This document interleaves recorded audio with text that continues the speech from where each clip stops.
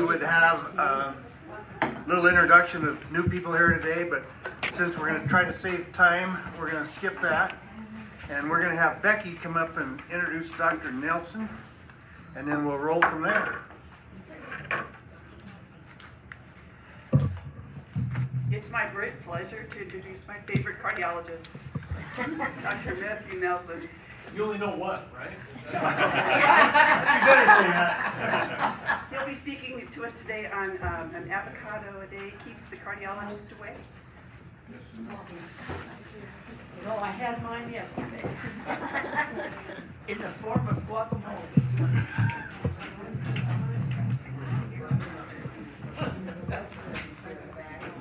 Oh, yeah.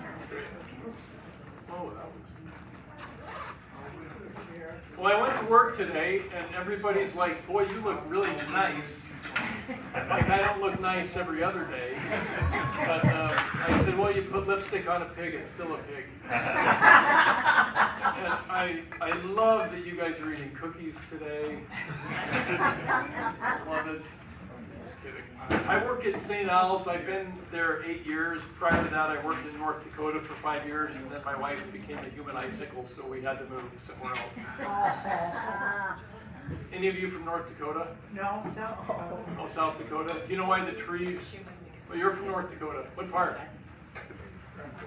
Grand Forks. I spent plenty of time in Lewiston. Lewiston. Oh, Williston. Were you in the oil field? Yeah. Yeah. Man, everybody was. I won't say it. Oh, what the heck. You know why the trees all point south towards South Dakota? Why? Because South Dakota sucks. I actually heard that from a South Dakotan. No, so, all right, so what percentage, here's some questions for you guys. What percentage of the adult U.S. population has pre-diabetes? 63. Pre-diabetes. Yeah, okay, good. I'll tell you the answers at the end. But how many of you think 15%? Raise your hand. 30%, raise your hand. You guys are. C, who thinks 45%? Raise your hand. And D, 60%. Okay. Wow. What frequency of weekly vigorous exercise is associated with the lowest risk of a heart attack? So, vigorous aerobic exercise, how many times per week? How many of you think none? You guys only get, oh yeah, that's right. Okay. B, 1 to 2 times per week. C, 3 to 4 times per week. Okay, cool. D, 6 to 7 times per week. Awesome. What percentage of the American diet comes from ultra-processed foods? Think Doritos. 110%. Yeah, so A, we know that's not right, right? B, how many of you think B? C, 70%. D, 80%. Okay. What is the best, if you want to know if you're going to have a heart attack, what's the best test you can do? A is a risk calculator. B is a carotid ultrasound. We look at the thickness of the wall of the artery. C is a treadmill stress test. Who thinks that? How about a coronary calcium score? Who thinks that? Who has no idea? That's true. What is true regarding eggs?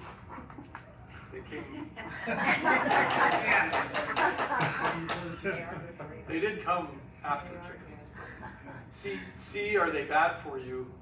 Raise your hand if you think so. D, are they good for you? There are eggs and cookies. You guys are doing We're doing good. All right, so there was a study done a few years ago called the Inner Heart Study.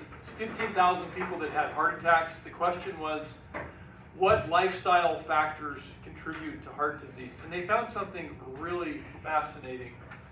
And that is that these buttons are really good. Hold on. They touchy. I'll just tell you what it said. 90%, whoa, hold on. 90% of heart attacks are caused by lifestyle. 90%. Wow. So all of these things contribute to thing, and I'm going to talk about these specifically and talk to you about the lifestyle that prevents heart attacks. I run the Lifestyle Preventive Cardiology Clinic at St. Al's. It's the only preventive cardiology clinic in the state. And I have spent 8 years or so since I've been here really researching and, you know, nothing, but just researching the lifestyle that prevents heart attacks. And so I'll share that with you. This is really sticky. Let's see. All right, try that. Okay. This is a map of the U.S., of course, and each color represents the percent of the population that's super inactive, like does no exercise whatsoever. If you look at Idaho, we're yellow, which means that 1 out of 5 people, nobody in this room, I'm sure, but 1 out of 5 people do absolutely no exercise. That would be me. I heard that. Good ears. I don't have good eyes, though. And I don't have a good keyboard. I'm doing my best. Oh my goodness. Here, let's see. Maybe.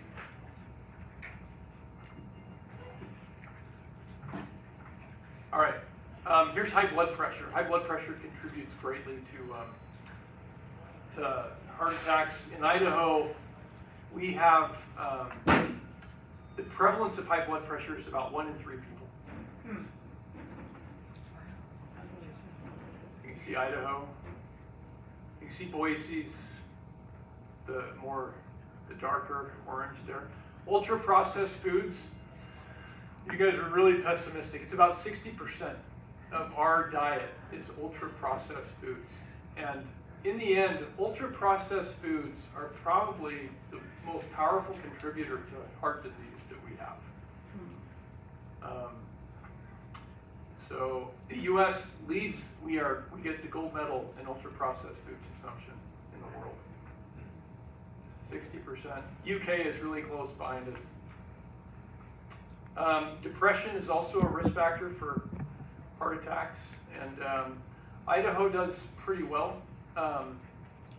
We probably have one of the more lower incidences and prevalence of depression in the United States. You kind of see there's that swath right through the middle of the country where there's not a lot of depression. If you look at the darker colors, there's a lot of depression in certain parts of the country.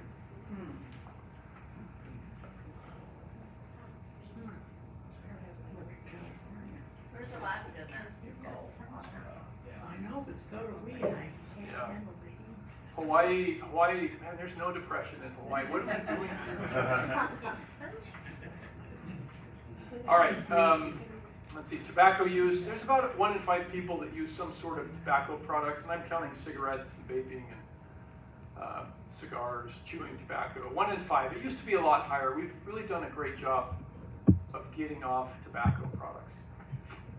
Obesity, this is a big deal, no pun intended, but Idaho is actually on the lower end of obesity compared, relatively speaking, but we have 1 out of 3 people are considered obese. Obese is a BMI above 30. And that's kind of where you index height and weight. If you get less than 7 hours of sleep per day, you are more likely to have a heart attack. And we have about 1 in 3 people in Idaho are estimated to not get enough sleep. That's less than 7 hours a day. It's me too, to be honest with you. But, diabetes, we actually have a really low incidence in Idaho of diabetes at 13.4%. And then if you look at pre-diabetes, so people who are going to get diabetes within the next few years, it's about 30% of the population. And actually it's about 40% of adults. So whoever said 45%, you're probably the closest. Trust in the medical profession. I just bring this up because I've noticed a lot lately, people come to see me and there's a lot of mistrust in the medical community, and I can understand that in some ways. But if you look even before COVID hit, the trust in the medical profession, this is by political affiliation, by the way, so Republicans and Democrats went down, down, down, and then during COVID you can see the dark line, or Democrats' trust in the medical profession went up. But still only to about 50%. And then Republicans, if you're a registered Republican, you really lost faith in the medical community during COVID. So let me talk to you about what a heart attack is. This is a guy who didn't make it. This is, if you look at the image on right here, this black arrow is pointing to a plaque. And the plaque is probably about 20% of the blood vessel. You would have no idea you have this plaque in your artery. And what happened was the dark arrow, always in medical school, the right answer to a question was whatever the arrow was pointing to. The dark arrow is pointing to what we call plaque rupture. So this plaque of about 20% broke open, and this darker red substance here is a blood clot. And that blood clot formed within milliseconds and led to the complete blockage of blood flow in that blood vessel. This was a major heart attack. This is kind of what it looks like. This is what we see when somebody comes in and we do an angiogram. Some of you have probably had an angiogram before.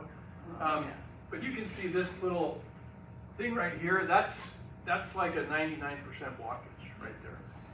How many of you watch Tim Russert on television or know that name? He was a television news journalist. You guys know what happened to Tim Russert? So he was walking, he had a stress test 6 weeks before he died, and it was totally normal. And he was walking down the hallway at NBC Studios, and he passed somebody, and he said, "What's happening?" And he kept walking. About 5 steps later, he collapsed, and he died. And what had happened to him was he had this happen to him. His left anterior descending, the main artery down the front of the heart, became completely blocked within milliseconds because he had a 20% blockage that ruptured open, a blood clot formed, and led to the end of his life. This type of thing is not going to be picked up on a stress test. So how do you know if you have those? I guarantee you have them. When they do autopsies on Americans that died in Vietnam or Americans that died in the Iraqi war, even in their 20s, they begin to see the beginnings of plaque. So y'all have it. Y'all have it. So a heart attack, in essence, how I explain it to my patients is it's like a volcanic eruption. You can have a dormant volcano and all of a sudden it erupts and the lava coming out is a blood clot. And the blood clot hardens right away and it stops the flow of blood. If you don't get to the hospital, you have a 1 in 4 chance of dying. Which means if you don't go to the hospital, you have a 3 in 4 chance of living, but you're going to live with heart failure because that part of your heart will die. So if you want to know your risk, is there something you can do? And the best test to determine somebody's risk is to do something called the calcium score. And St. Al's offers this test for $100, and it's the cheapest in Idaho. We offer it for $175. If you go other places, I don't know how much St. Luke's offers it for. Maybe somebody could clue me in on that. But I've seen it offered for $800, $900. We offer it for $175. Now, I'm not telling you to go get it, because it should only be given to a select group of people. But what it does is it's a CT scan. It takes seconds to do. I've done one myself. And it doesn't hurt me a bit if you get it. It doesn't hurt at all. It won't hurt you either. It's just a CT scan. But what it does is they look at the arteries around your heart and they can actually give you a score for the amount of calcium you have in your heart. And calcium is in plaque. And so if you have a lot of plaque, you're going to have a lot of calcium. And if your score is a certain number, it tells you your risk. So the higher your score, the higher your chance of a heart attack.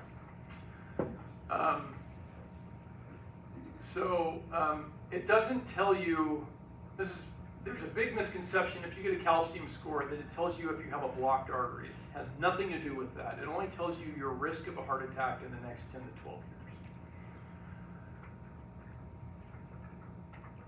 years. Is that, excuse me, Yeah. is that something that can be reversed? Can you lower your calcium score? You cannot lower your calcium score once it's in there. And actually, if you go on statins or Repatha, some of these injection cholesterol medications, your score will increase a lot. But that's a good thing when you're on medicines because it's stabilizing the plaque. And that's how your body stabilizes plaque, is it puts down calcium, hard calcium. Excuse me, what was that test called again? Calcium score. Calcium? Yeah. And you can actually go and get a score of 0 and still be high risk because it doesn't see something called soft plaque. And soft plaque doesn't have calcium in it. Like I said, I guarantee you, you have soft plaque. You have it. And you know, if you're a man, your risk of having a heart problem in your lifetime is like, it's almost 1 in 2. So why do you do a screening test when you're 50% chance you're going to get something? Women, it's about 40%. So 2 in 5 women. So who should get it? I only do this on a select group of people. Like if I were 75, I would not go do the calcium score. If I were 50, I'd go do the calcium score. If I wanted to know what my risk was. Some people shouldn't get it because their risk is really low to begin with. Like they have no risk factors, they don't have diabetes, they don't smoke, they don't have high blood pressure. You probably don't need to get it. If you have people in your family that die at a young age from heart disease, I'd probably go get it if I were you, if you're younger. By younger, I mean less than 65. So if you're in your upper 80s, you don't do it? Well, because it's going to be abnormal. Because the older you get, the more calcium you put into your arteries. So I wouldn't do it if you were over 75. I think it's a waste of your time and money.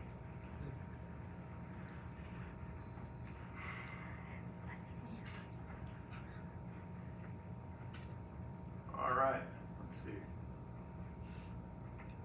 I have a question. Yeah. So please. that blood clot that developed, it was only 20% blocked. Yes. That's not that much. No. What caused it? It was only 20%. You mean what caused the plaque to rupture? Yeah. If you figure that out, we will solve heart attacks. Like, we don't know what makes plaque rupture. And your body is trying to stabilize it by laying down hard calcium. And as it does so, it grows into the blood vessel. And that's kind of what forms the really tight blockages in a lot of people too. But we don't know why it ruptures. It could be because high blood pressure tears off part of the plaque. It could be there's a lot of inflammation in there from a bad diet or from smoking. Was that person a smoker or was he on blood pressure medicine, do you know? The one in particular I showed, I don't know that much about that guy. It was a pathology slide. I am having a really hard time with this keyboard. Yeah, I know that. The whole computer's got a lag to it, unfortunately. All right. All right. What other questions? You guys can ask me anything you want, anytime, please. Okay. Yes, Is the ma'am. calcium related to dietary calcium at all? No, that's a great question. Yeah, you can take calcium, vitamin D, it will not affect that score. The only thing we know of that affects that score are taking cholesterol medications. Doesn't angiograms let you know more or less the condition of your arteries and whatnot? Yeah, an angiogram will tell you what percentage blockage you have in there, but it will not tell you your risk of a heart attack tomorrow or the next day or the day after. An angiogram is simply there to fix a problem with the tightness. That's all it can do.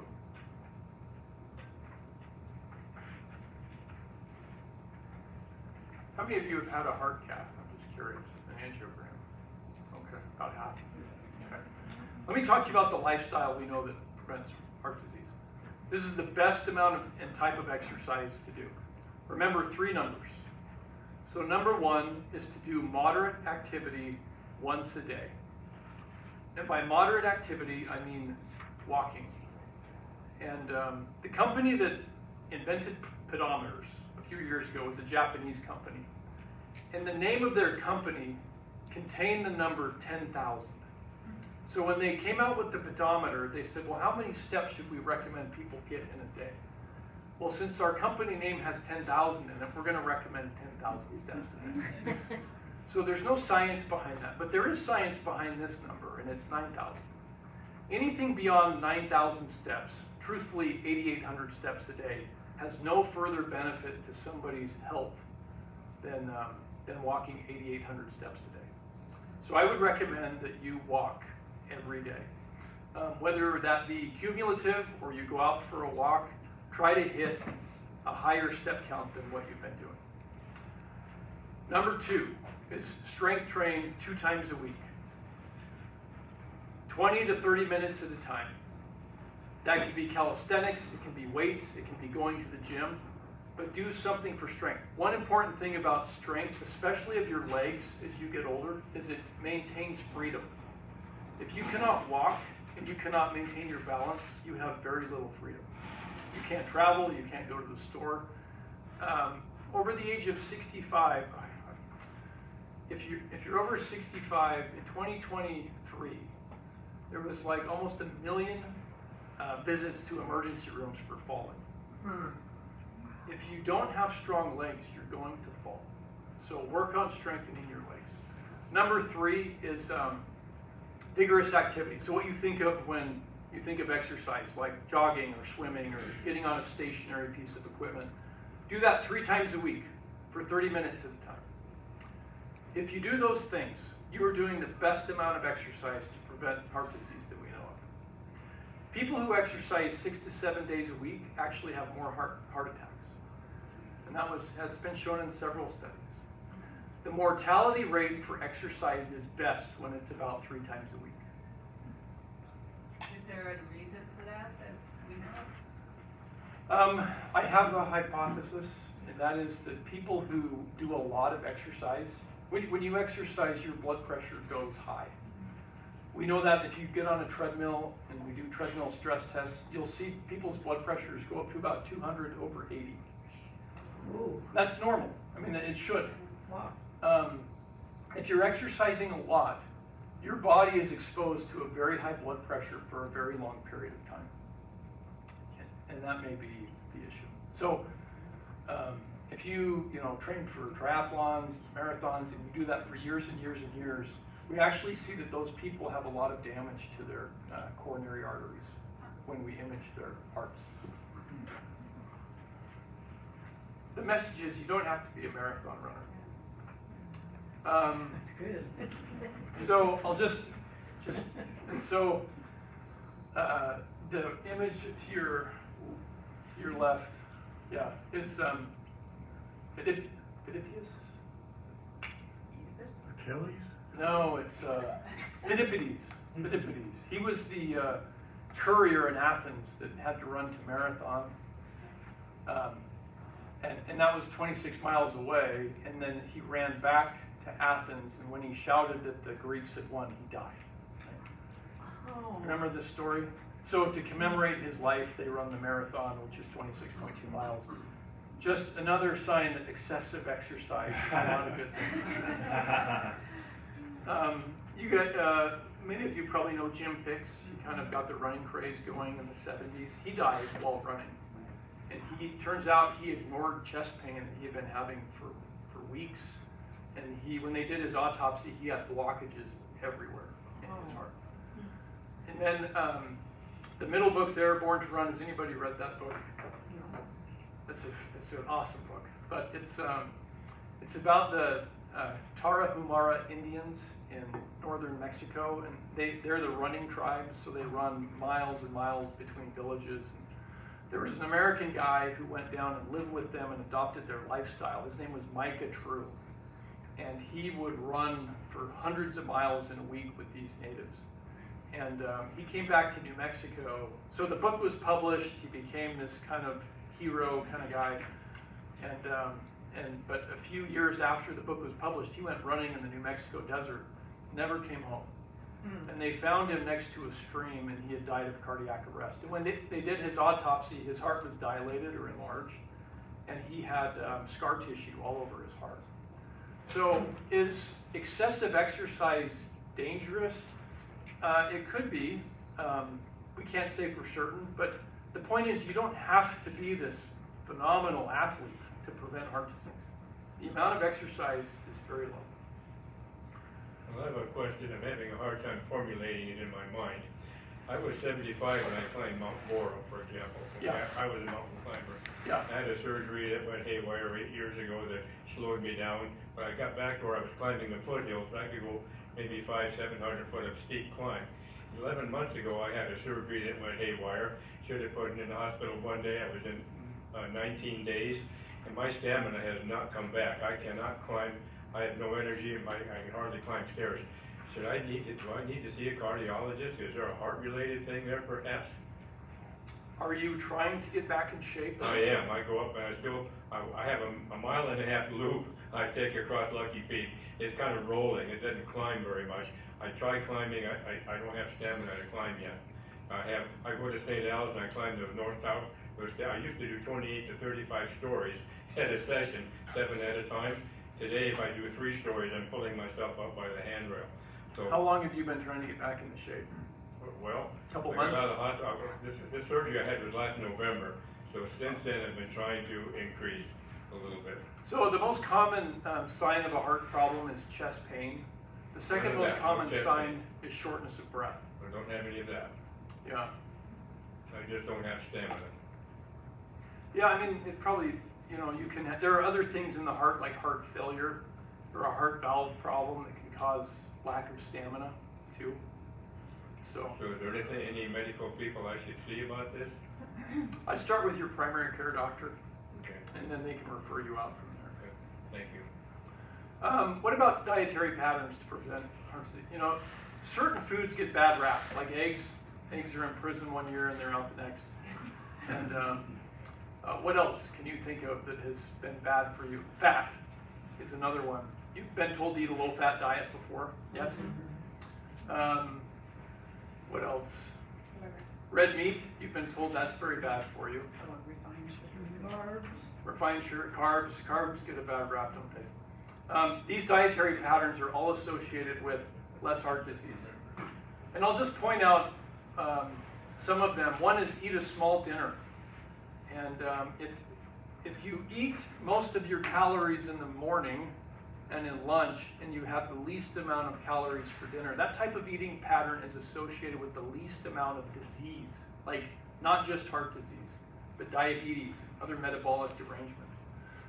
If you eat like this, small breakfast, big lunch, big dinner, and you're digesting a lot at night, that is associated with the highest amount of heart disease and diabetes.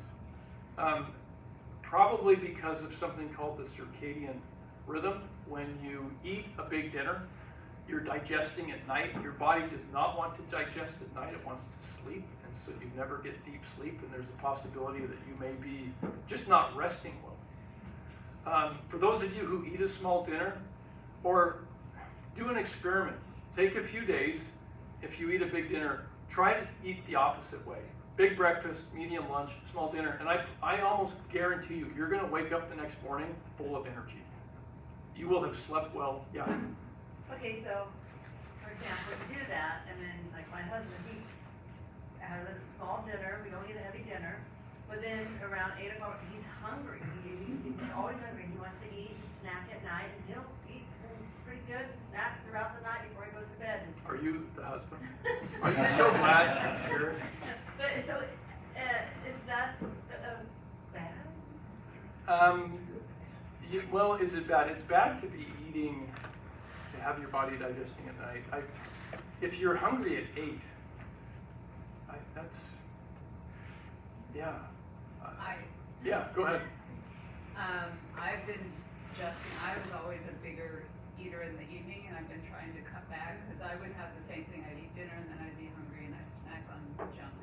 But I found when I eat more vegetables and more fiber, it will be smaller in calories, and it will keep me full longer. So it might be just changing what you're eating, because there's certain foods, like if it is a lot of carbs, that get digested really quickly, and then you're hungry very quickly after that. So That's a good point. Like, if you kind of cut down on the amount of carbohydrates you eat at dinner, you won't be you'll be satiated longer. and the time helps too. Like we tend to eat a little later, which may not be great, but if I eat too early, then that's another reason I find I'm hungry, because I'm not going to bed like at 8 o'clock. Right. I'm more of a night person, I go to bed later. So Yeah. if you've got a huge amount of time between dinner and bedtime, yeah, you're going to get hungry. So Nighttime grazers don't do well. Yeah. Like, they're more likely to get diabetes and high blood pressure. Yeah, because we went to see a naturopath or something, and she was saying, shut the kitchen down at 7 o'clock. And I'm up until midnight. Oh, I see. So your time, well, sure, I mean, And I don't like breakfast foods, I mean, I would, you know, I can, it's good enough to eat dinner foods at 8 o'clock in the morning. You know, Yeah. Seafood, yeah. that type of thing. Well, as long, yeah, I mean, I can't, go into the details of how you do things, but as long as you're eating with this pattern, you're good. And I would shut off the kitchen at a certain time. But, if you go to bed at midnight, then you can have some leeway. Maybe 9 o'clock you shut it down. Maybe add the avocado at dinner. Yeah. That's really high in fat, it might keep you full. And fiber, it has a lot of fiber. Is that a misnomer that about avocado keeps you up at night? Or you eat it late in the day? Oh, I've never heard that before. Yeah. I do know an avocado a day keeps the cardiologist away. All right. Yeah. What about, where is avocado oil fit in with olive oil? Oh, yeah, so. With nothing mixed with it, just straight, Good question. So they actually did a study in Spain where they had people. Can you repeat the question? I Yeah, didn't hear she's it. asking about olive oil and avocado oil. Are they comparable? They did a study in Spain where they had people eat a tablespoon of olive oil a day, and their blood pressure got better, and their heart attack risk went down. The fat profile in olive oil is very healthy. Avocado and canola are very similar to that. And so there are several studies talking about the health benefits of canola oil and definitely olive oil. If I were to use one oil, it would be olive oil. But avocado oil is a very fair replacement for that. Yes? Well, you're touting canola oil, and they outlawed that years ago in Europe. Yeah, the European studies actually looked at it. One of the best studies on diet and heart attack prevention used canola oil. In Lyon, France. In Europe. So, like I said, if I were to pick one oil, it would be olive oil. I have no studies telling me that canola oil causes heart disease. Not one. I think there were other things about it that weren't good for you, other than the heart. If I were to pick one oil, Going back to the olive oil. yeah, no, I would. I mean, the studies for that That's all are we cook impressive. with. Very impressive. Good. Yeah, 5 more servings of fruits and vegetables a day. Whole grains. Whole grains are carbs, but they're healthy carbs. Avoid ultra-processed foods. 60% of our diet is ultra-processed foods. 100% of my teenagers' diet is ultra-processed. It's amazing, they still grow. Yeah. Can I add something? Please, yeah. I've worked as a dietitian for a long time until I retired, and one of the really simple guidelines for processed foods, because we're going to eat some of them, especially as we get older, the convenience is helpful, but looking on the label for things that have 5 or less ingredients will help you choose less processed foods if you're going to eat them anyway. Great. Thank you. This is a graph of the low-fat diet. There's 2 lines on there. One line and it's heart attack death, or need for a stent or bypass surgery. There is no difference between people who eat a high-fat or low-fat diet in preventing heart disease. Not one. In 2015, the low-fat recommendation completely disappeared. Completely disappeared. And in fact, when, how much time do I have? You can talk as long as you Go want. ahead and just talk. We'll talk about fats, I think, in a minute. Well, the best fats for you are found in plants and fish and nuts. Nuts are a plant, but if you eat fat like olive oil, the mono and polyunsaturated fats predominantly found in plants, fish, and nuts are extremely healthy for you. Avocados have a high amount of that healthy fat. And they've actually shown that fat is very protective of people and their heart conditions. And they did a study once in Norway, and they had 2 insane asylums, and they fed one insane asylum, all the patients in there, a very high fat, healthy fat type diet. In the other hospital, they fed them a typical, red meat, buttery, saturated fat type diet. And the heart attack rate dropped tremendously in the avocado. I'll just call it the avocado hospital. And then they switched them. 7 years later, they switched, and the heart attacks went just like this. I don't know how ethical that study was, but it showed something really important. And I'll just a word on fat too. So you've been told that red meat is not good for your heart. There's not one study that says that. There are studies that say that processed, if you go back to ultra-processed red meats, are associated with heart attacks and strokes. That is true. We see that correlation. But if you go have a steak, there's nothing for me to tell you that that's going to cause you to have a heart attack. What I think is going on is that when you're eating red meat, you're not eating the other stuff. And our diet is predominantly meat, potatoes, things like that. You're not eating the healthier stuff that actually helps to prevent a heart attack. That's just my opinion. Waist loss. So being overweight and obese does cause heart attacks. Losing weight prevents heart attacks. Losing waste is the most important type of fat you can lose. And the hardest. I beg to differ. Well, doctor, please tell me the secret. It's all up here. Oh, no. Well, let me tell you a story about, it's all calories, really. You can eat McDonald's every day and lose weight. And I'm going to tell you about John Cisna. John Cisna was a science teacher at a high school in Iowa. And he and his class watched the documentary Super Size Me. Yeah. You ever seen that? Guy got sick eating McDonald's.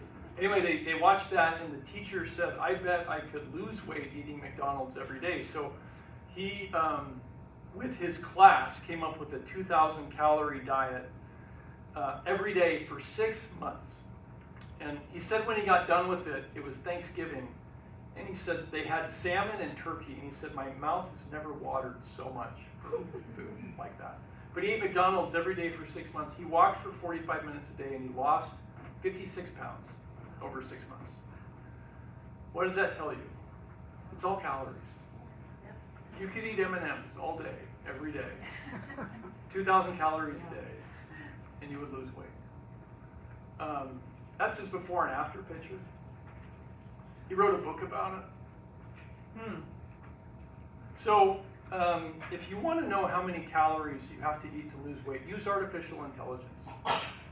So go to ChatGPT, go to Grok, go to any of these artificial intelligence platforms and say, hey, I'm a 50-year-old male, I weigh 175 pounds, I walk 3 miles a day, I'm 6 feet tall, how many calories do I need to eat a day to lose weight? 1 pound a week. And it will calculate using very reliable equations for populations how many calories you need to eat a day to lose weight. For me, it's 1,900 calories. I did a woman today, she was 5'1", she was 70 years old, she was 180 pounds, she didn't do anything whatsoever, just sat around, and turns out she needs to eat 1,300 calories a day to lose weight. That's her thing. So it's very difficult to lose weight without knowing the calories you're eating. If you've ever used apps to count your calories, there's Lose It, there is MyFitnessPal, there's many others. But I almost promise you, if you don't know what you're eating, you're not. It's going to be hard to lose weight. And I actually counted my calories once for about a month. It was very painful. It's hard to count your calories. But I learned a few things. Do not drink your calories. Do not eat candy. And don't eat chips and salsa with your kids. Because you can easily sit down and eat about 1,000 calories in one sitting eating chips and salsa. And buy prepackaged small packages. Don't buy the big ones you open and then never measure how much you're eating out of it. Yeah. Yeah. I mean, if you look at plate sizes over time, I mean, if you go to a restaurant, the plates are now this big. Food is this. I was a Japanese exchange student growing up, and my host brother came to visit me a month ago. And we went to a restaurant and we ordered something, and his eyes got so big with how much food was on the plate, and he literally ate like this much. And my son was like, "Can I have that?" But you don't eat. But you can go to AI and you can figure out how many calories you need, and then you can type in, "Hey, give me a 3-day menu of 3 meals and 2 snacks of healthy food at 2,000 calories a day," and it will spit that out for you in milliseconds. And then you can say, "Hey, I want to go to the grocery store and buy this. Can you give me a grocery list? Hey, I want to go to Ridley's. How much less is that than Albertsons?" You know? And it'll tell you. It's amazing. Can you deliver? That's a tool. But really, if you don't count calories, if you don't have some idea about what you're doing,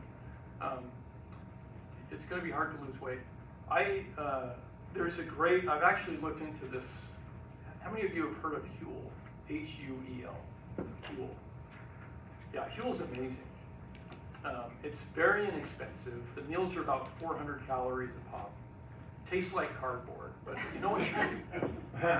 And honestly, if I want to lose a pound or 2 over a few weeks, I'll use Huel, and I will eat Huel and I'll lose a pound a week.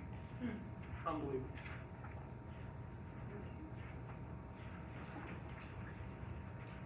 I'm not a weight loss doctor. What about the new medications? I know somebody wants to ask me that. The new medications are awesome. You will lose weight on them. They suppress the appetite center of the brain. A doctor I know was on them and he lost 50 pounds. He looks great. And I ate lunch with him one day. He ate 3 bites and he said, "I'm full." You're starving yourself. That's what you do with these medications. So if you do use them, you need to eat protein and you need to exercise so you can maintain your muscle mass. Okay. Stress management. How many of you have heard of Takotsubo cardiomyopathy or stress-induced cardiomyopathy? Good. Okay. A couple decades ago, people were coming to the hospital looking like they were having a heart attack. And we would look at their heart, and half of their heart would be moving really well, and the other half would be totally still. And we look at their heart 2 weeks later, and it would be all back to normal again. And you go in and you do an angiogram on these people, and the blood vessels are wide open. There's no heart attack there. What's going on with these people? Turns out every one of them had something stressful happen to them before they came in. And it's about 90% women. And it would be things like the anniversary of a death of somebody, or the news of a sudden death of somebody, or one instance I saw was a lady got fired from her job that day. I saw somebody who tried to buy a house and they were outbid and they really wanted this house and it really affected this person. Stress can absolutely affect the heart. And if you look at the Inner Heart study, it's the 3rd most powerful risk factor for heart disease that there is. It does not matter what the stress is. What matters is how you react to it and how long you have the stress. So you can be growing crops in sub-Saharan Africa and have stress from your crops, or you could be here and have stress from Boise traffic at 5 p.m. Same thing. How do you manage your stress? And these things I have listed here, people that do these things have less heart attacks. The most powerful predictor of managing stress, New England Journal of Medicine. If you go to church, you will reduce your stress. You will live 7 years longer than people who don't. If you have a great marriage, you will absolutely reduce your risk of a heart attack. If you have a lot of debt, it's a lot of stress on people, so being out of debt helps. A higher purpose, like Mended Hearts, I'll just give you a shout out right now. You guys are awesome. Whoever's in Mended Hearts here. I know a few of you. Mended Hearts is a wonderful organization. It gives people a purpose outside of themselves. If you have grandkids, if you have family, I mean, these things, a higher purpose is so important. Laughing, I'll tell you a cool study about laughing. It was done in Texas. And they showed 2 movies to the same group of people. One was Saving Private Ryan, you know the D-Day beach scene? Gives me nightmares. You watch that, they measured their blood flow in their arm. It was decreased by 50% for a whole 24-hour period, just watching that scene. And then they showed them a funny comedy. I've not seen it. It's called Something About Mary. Oh. That you need to see it. No, Yeah. I heard, oh, yeah. So, but they did that, their blood vessels dilated by about 50%, and it lasted for 24 hours. And so they said laughing every day can actually dilate your blood vessels, and it's good for you. Gratitude. Gratitude is amazing. Friendships. If you've had a heart attack, there's so much science saying get a dog. And we think the dog may have something to do with friendship, but also it just gets people out walking. Dogs make you go walking. So don't get a little yapper. Like get one that you can go walking. I knew somebody was going to do this. And did you know that cats cause heart attacks? They don't. Seriously? No, they don't. Would I kid about heart attacks? Yes. No, cats actually don't prevent heart attacks, but they don't cause them either. So if you Yeah. have cats, smoking, just don't smoke. It's the evidence is overwhelming that it Yes. causes heart attacks. Bad stuff. When I was at Wake Forest in North Carolina, I lived, so that's where I did some training for medicine. And the town is called Winston-Salem. And they used to give free cigarettes to medical students until the early 1990s. When I got lost one day, I was a freshman, a rookie, and I got lost in the hospital, and I come out of the stairwell, and I go outside, and there's 3 lung specialists smoking in front of me. And I thought to myself, that has got to be so addictive that even the doctors that know what it can do to you are smoking. Yeah. And it is one of the most addictive things people can do. And it is one of the hardest things to quit. So if you have quit, my hat is off to you. It's amazing.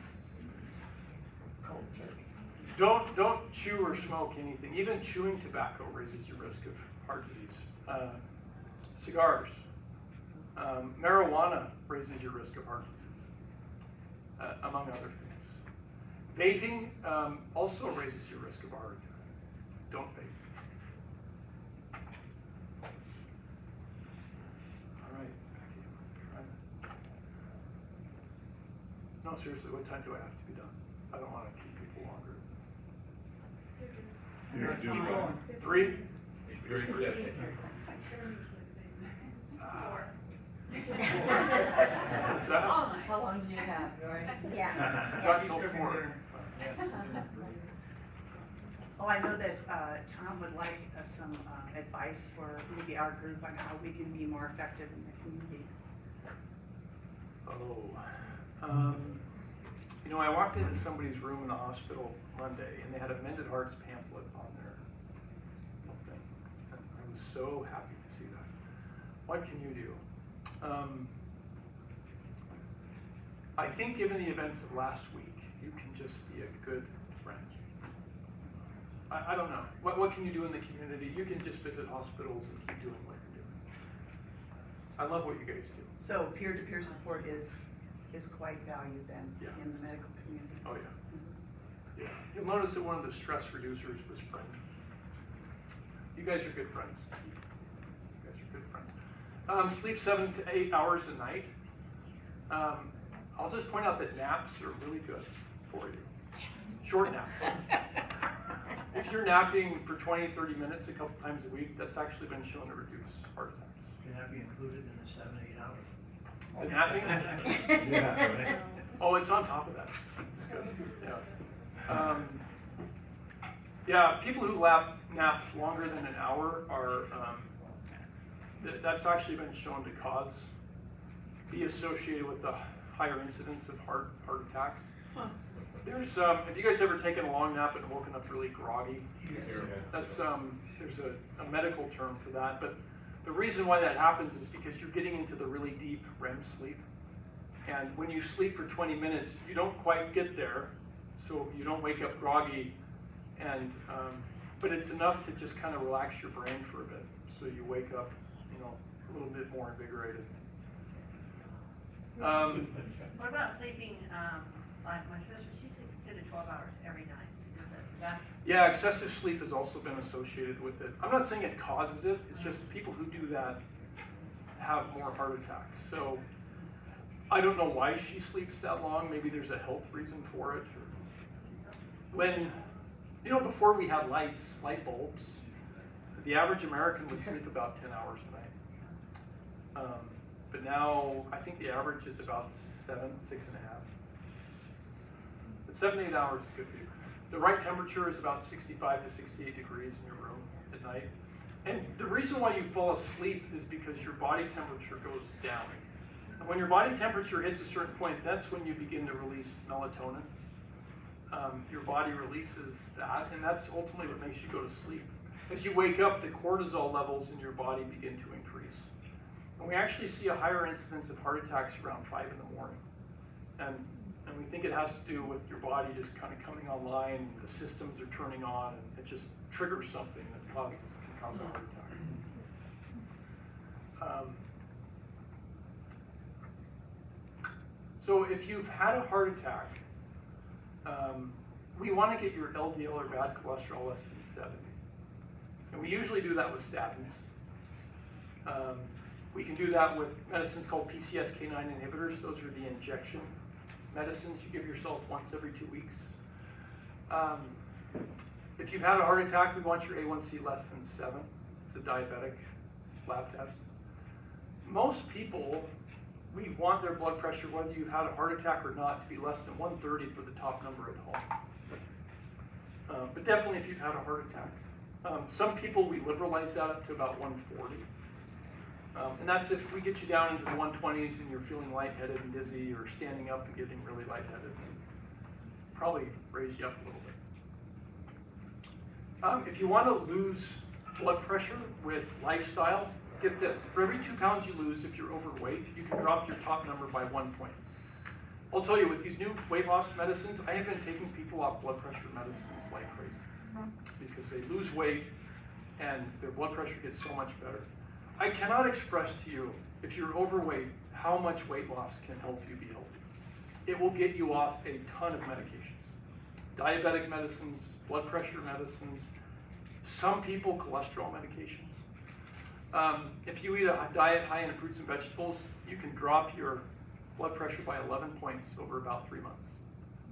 Olive oil, a tablespoon of olive oil a day can lower your blood pressure. Exercise, eliminating alcohol. Daily alcohol use will raise your blood pressure. Oh, by the way, red wine.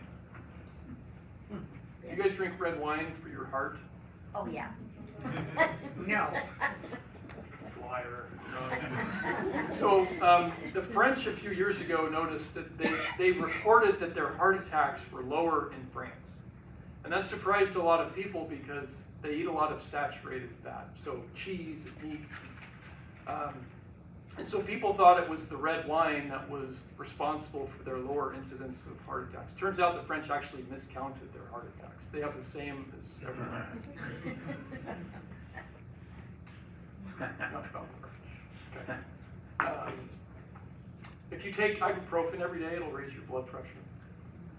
If you smoke, your blood pressure will go up. Well, back to the wine, is there, I've heard that, the red wine versus white.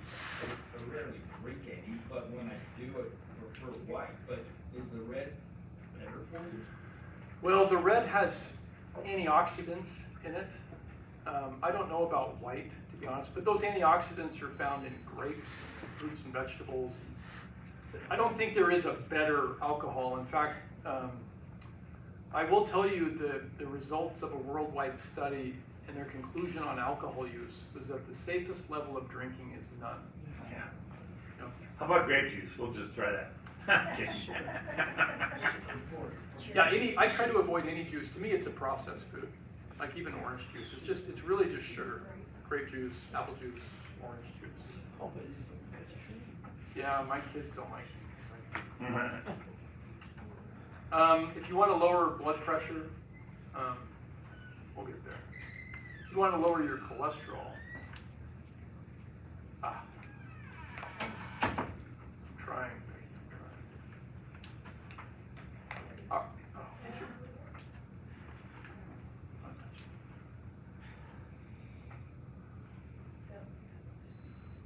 If you want to lower your cholesterol, just eat a high fiber, plant-based diet.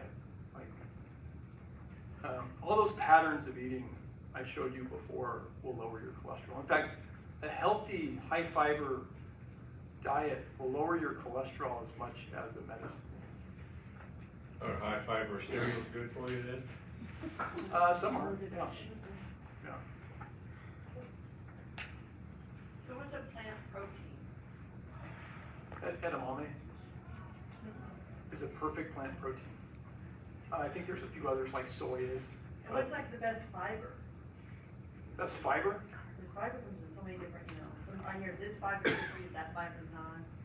I would eat fiber in fruits and vegetables and whole grains. What about oatmeal? Oatmeal.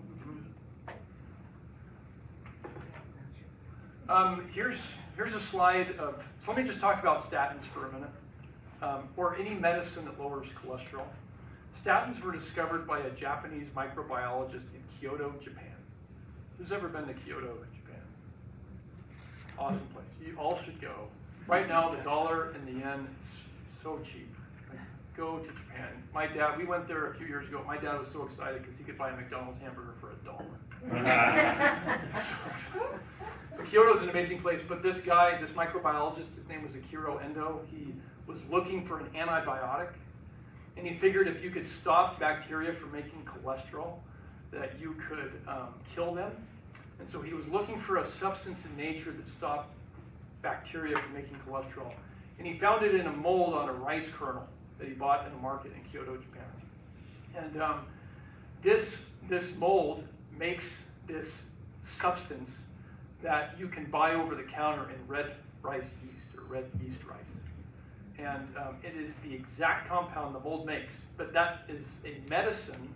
It was the first statin ever created called lovastatin. Took that exact compound and put it into a medicine. So if you take red rice yeast, you are taking an unregulated, unknown amount of a statin. So lovastatin, that compound was changed, and the best statins really are atorvastatin and rosuvastatin. My favorite is rosuvastatin, or Crestor is the other name for it. One of the most powerful, causes the least amount of side effects. But this study put people, this is what statins do for you, or any medicine that lowers your cholesterol. But these are blood vessels here, and what they did is they took somebody with a blocked artery, and they put them on rosuvastatin at a high dose for 1 year. And then they went back in and did another angiogram. And you can see that the hole for the blood vessel is bigger. Why is that? It's because the plaque is smaller. So lowering cholesterol makes plaque smaller. And the other thing it did, I'm not sure if I have a picture. I'm scared to hit the buttons now. But the other thing it does is it stabilizes the plaque. So it cannot erupt like a volcano and cause a heart attack. That's where statins work. In fact, if you take a statin, and I know it's got your cholesterol down by more than 50% or under 70, I don't need to check your cholesterol anymore for the rest of your life. It's worked because the medicine itself is doing this to your blood vessels if you've had a heart attack. Your primary care doctor will check your cholesterol every year. Every year. Is there a connection between statins and strength in your legs or weakness in your legs? Yes, there is. Yeah, the side effect of statins is muscle weakness and muscle aching, and I have a very low threshold to stop them and put people on the injection medications now. But 90% of people can tolerate a high dose statin. So they are not associated with dementia. They are not associated with cataracts. They're not associated with earlier death. In fact, they help people live longer. All the things you read on the internet, not true. Well, most of them aren't true. See, Doctor, in the mid-80s, my cholesterol was in my mid-20s, so it was over 500. I was eating a lot of seafood. Yeah. Lobsters and stuff like that. So they wanted to put me on statins, and I noticed in the late 80s and early through the 90s, I tried about 6 different statins, and all ended up with a lot of muscle pain and muscle ache. And it was only reducing like 10, 15 points on the cholesterol, so it wasn't, to me, really worth going on it. And I went on a Repatha about 1.5 years ago, Yeah. and that dropped the number significantly. Yep. And And you don't have the side effects, There right? was no side effects, no muscle aches, nothing. Yeah. Repatha is a good It's medicine. been working wonders. Reluctant to do a shot every other week, and Yeah. I figured let me try it, and I went from 330 down to the 300s. So I went from 330 down to 115, 120. That's awesome. So in a matter of a couple months. Yeah. So, And the pen injection, I've never had anybody stop it for and side I still effects. had the heart attack last May. The LAD, and they overnight blocked, but there was an accumulation probably of the cholesterol over. Yeah, I think so too. Which means that as you lower it, the longer you keep it low, the less likely you are to have a heart attack in the future. I see a hand back there. Did you raise your hand? Yes. So would it be true then that if it's the statin, if you're taking a lower dose, like 10 milligrams as opposed to 20, that would take care of that possibly the aching and muscle? Yeah, it's a dose-related phenomenon. And if you need to go on a lower dose, you can add a second agent to lower cholesterol with it. So it's not how you lower cholesterol, it's that it's low. What would It's the not the sec- medicines you're using, it's the fact that you're lowering cholesterol. Right, what would the second agent be, if you don't mind saying? Ezetimibe. What is it? Ezetimibe. Ezetimibe. Yeah, it's not even absorbed in your body, it prevents the absorption of cholesterol in you. Thank you. Yeah, sure. Yes? What are the benefits of Mounjaro besides reducing someone's appetite? Well, just the benefits that come from weight loss That's itself. all? Yeah, so, yep. Okay, and Repatha, can you explain what that does? I can. In your body, you have things in the liver that grab the LDL bad cholesterol and get it out of your blood. Your liver breaks those things down that grab, it's like a hungry hippo. Just think of that. So I'm going to say the hippo is grabbing the bad cholesterol. The body breaks down the hippos and gets rid of them. Repatha keeps the body from breaking down the hippos. And so you have a lot more hippos grabbing the bad cholesterol out of the blood when you take that medicine. So is that for people that are having a hard time taking Yes. statins? Yes. Then? That's right now who it's for, because it's $5,000 a year for that medicine alone. Yeah. It used to be $14,000. So, yeah, but most insurance companies, if you can show that somebody's taking statins and they can't tolerate them, you can go on. The insurance company will approve it. Medicare will, commercial insurance will, everybody will. Okay, last question. So what percentage, let's see what you've learned. So what percentage of the US population has prediabetes? Yeah, it kind of is C. It used to be B, but if you take out the adults, it comes out to be about 38% of the kids.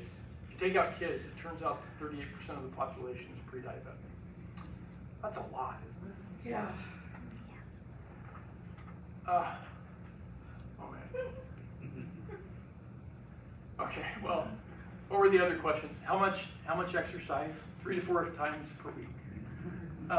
Are eggs bad for you? No, they're not bad for you at all.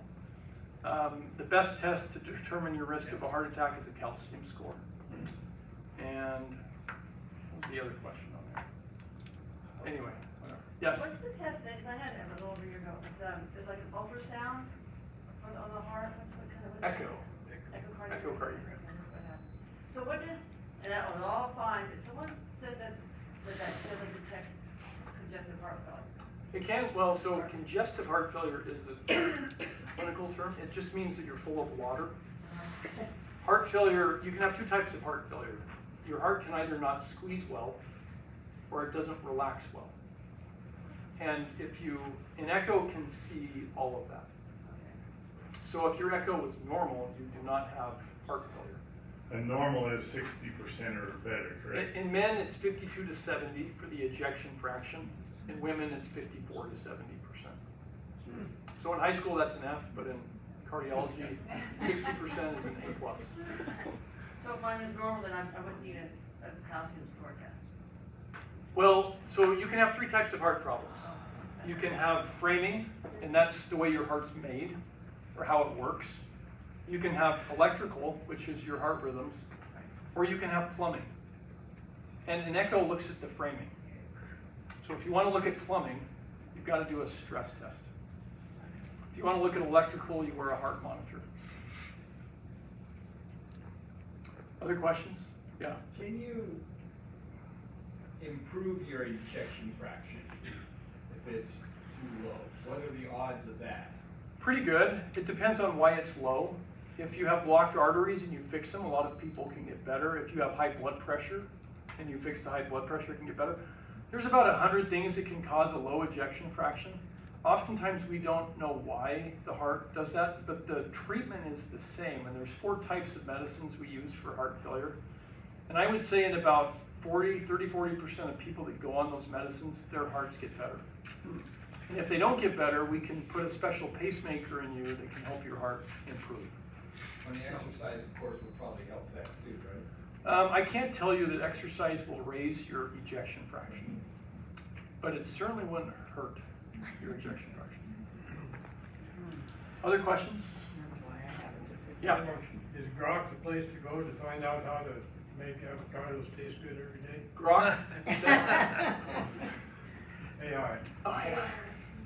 You know, I put them in smoothies Yeah, they're good. in the morning, and I mean, I love guacamole, but I don't love eating just plain old avocados. I'll do toast, cottage cheese, and avocado. Oh, it's got onion and tomato in it. But yeah, I put them in smoothies. That's how I eat most of them. I see they come in capsule form too, so if you wanted to, I don't know if that would be effective or efficient, but. Actually, just a word about that. Those of you who buy supplements like fish oils, and, you know, some Texas multivitamin, have you heard that advertised on TV? If you take the food and you put it into a pill, you lose whatever it was about the food that helps you. And so there are no over-the-counter supplements that have shown to be beneficial. None. Is that right? CoQ10. Really? Really? I'm not kidding. CoQ10, niacin, I mean, anything you can buy over the, if it worked, I would give it to you. Like, there's nothing holding you back from giving you something healthy. Multivitamins, stop wasting your money on multivitamins. If you eat a balanced diet, you do not need over-the-counter supplements. So avocado and smoothie is the way to get it down. Yeah. Yeah. So answer the question about the eggs, are they bad for you? No. No. Yeah, they actually prevent strokes. No, they're not bad for you. Yes. Yeah, me too. I was told when I had a hospitalization for something else, my heart during surgery did some weird things. So they did an echo and it showed low ejection fraction, which has improved since then. But they also told me that I'd had a heart attack sometime in the past, but they couldn't tell me when. And I never knew that. So I'm just wondering how often does that happen? And is there any reference of like time? Like would it have to be in the last 5 years, 10, or you absolutely wouldn't know?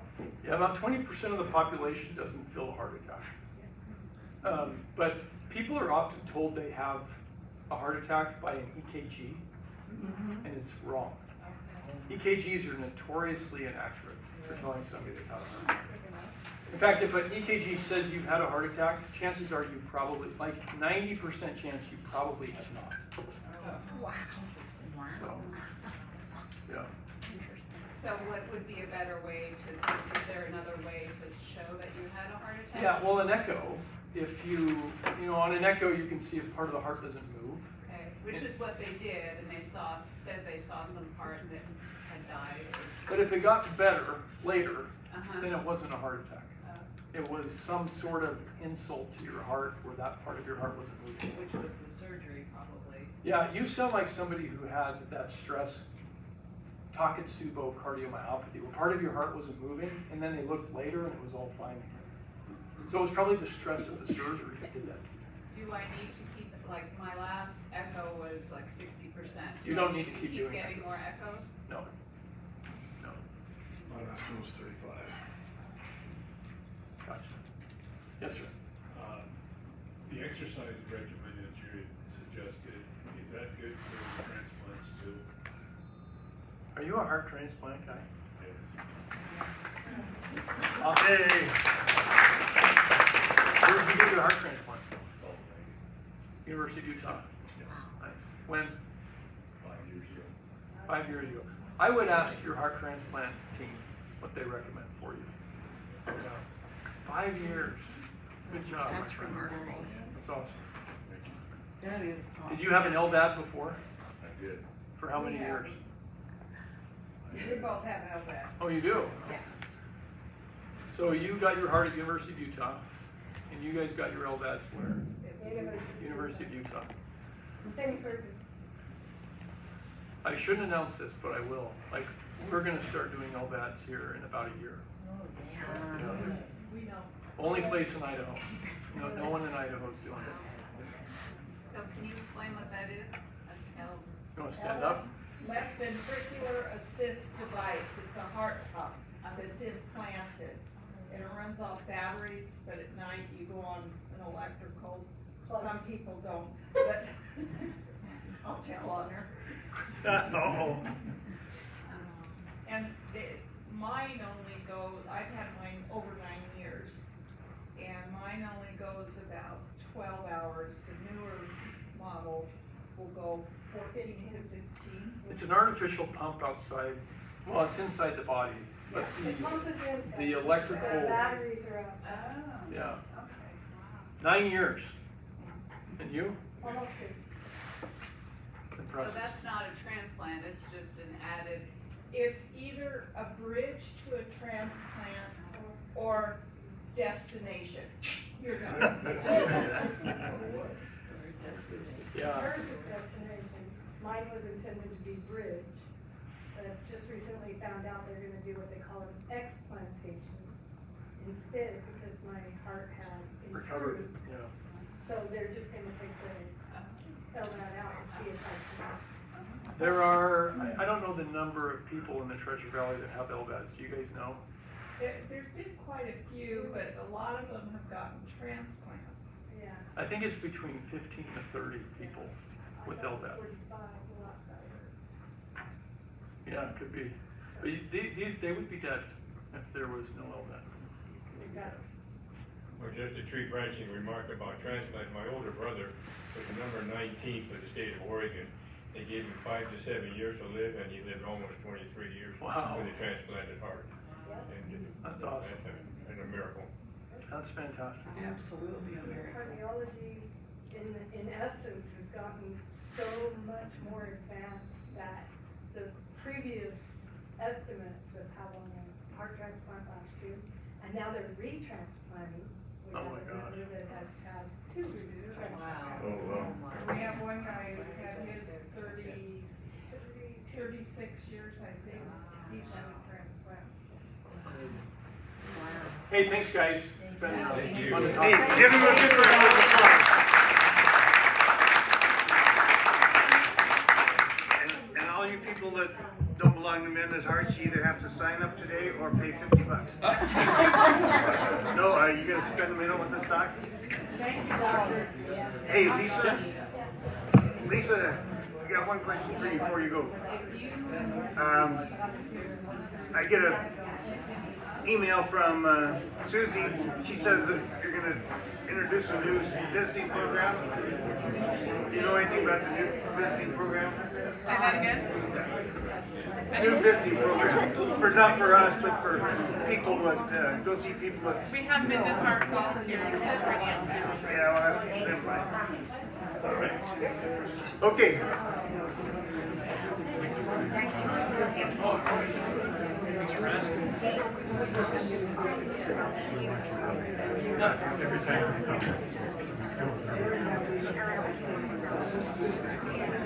you.